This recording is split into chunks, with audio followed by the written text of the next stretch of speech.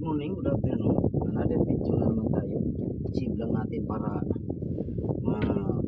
may upload natin pag may signal na tayo.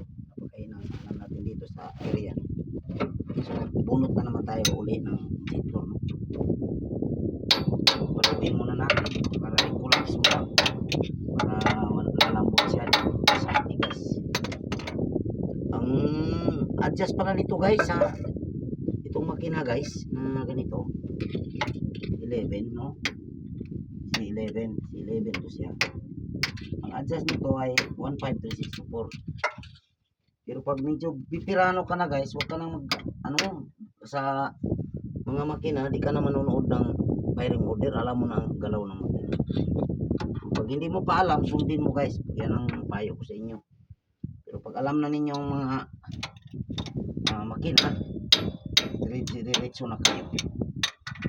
Kagaya namin na medyo matagal na, wala nang pan guys.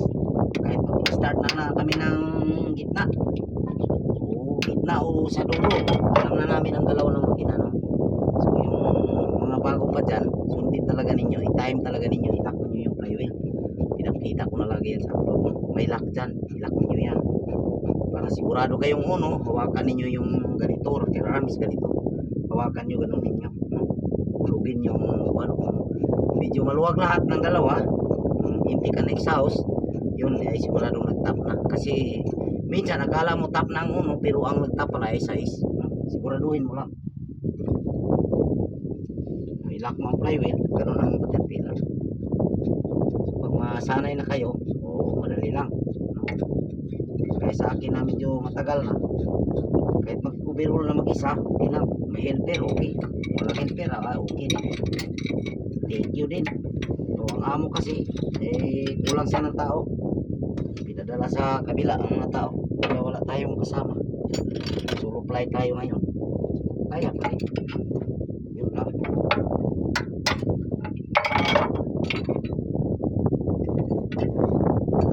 At dito ka sa ilalim ng bulldozer, sa taas ng bulldozer, kailangan mag-ingat. Hindi ka magkumpiyansa na mahulog ang tools mo. Kaya mabigat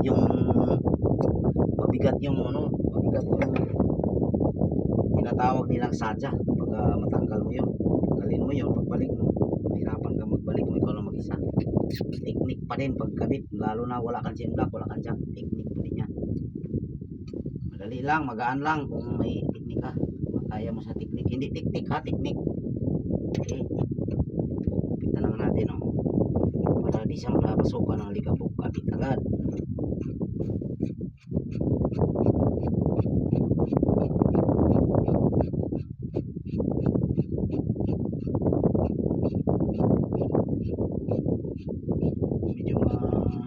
Hindi tayo nainitan ngayon kaya nasa ilalim tayo ng kabi ng bulldozer. Pero mamaya doon ako sa kabila ng loader, doon na naman ako bleeding ako ng brake. Mahina ang brake niya. Pero yung loader, yung mga pagitan ng operator, hindi na yan mag-brake. Kagaya sa amin, wala nang brake yan. Hindi na kami nangilangan ng brake. Pagpahinto lang na yan ng brake. Pero pag baguhan talaga, kailangan talaga brake. Madisgrasya sila kung walang brake. Kaya pinapalo natin to kasi wala tayong tools, no? Tayong tools na special tools para pang pull out talaga ng injector. May talaga, may tools talaga nito. Wala tayong ganyan palo pamor. Sabi yan, palo pamor. So pag nagustuhan ng video guys, like and follow and share guys ha. Huwag kalimutan mag-iwan kayo ng bakas para madali ko naman kayong balikan. Maraming nagko-comment dyan, mag-heart lang, paano ko kayo balikan guys? Buti kung nasa team ko kayo, alam ko na kayo, mabalikan ko na kayo. Pero kahit team kita, mag-comment kayo, huwag kayong mag-heart react lang, mag-comment para madali ko kayong balikan talaga. Matik yan pag may mga comment. Pag hindi ko lang comment, babayaan ko muna yan, saka na yan pagka medyo wakanti. Ganun lang ang buhay vlogger.